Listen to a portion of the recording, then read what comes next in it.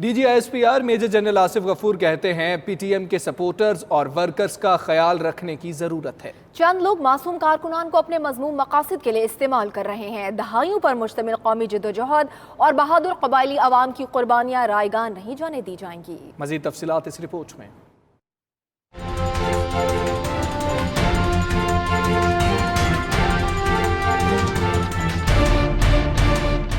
D G I S P R کا شمالی وزیرستان میں چیک پوسٹ پر حملے سے متعلق کہنا ہے کہ چند لوگ پی ٹی ایم کے کارکنوں کو ریاستی اداروں کے خلاف اکسا رہے ہیں۔ معصوم کارکنوں کو مذموم مقاصد کے لیے استعمال کیا جا رہا ہے۔ پی ٹی ایم ورکرز اور سپورٹرز کا خیال رکھنے کی ضرورت ہے۔ اپنے ٹویٹر پیغام میں D G I S P R major general Asif Ghafoor نے واضح کیا کہ اشروں پر محیط قومی جدوجہد کے ثمرات کو نقصان پہنچانے اور پاکستانی قوم بالخصوص بہادر قبائلی عوام کی قربانیوں کے ثمرات ضائع کرنے کی کسی کو اجازت نہیں دی جائے گی۔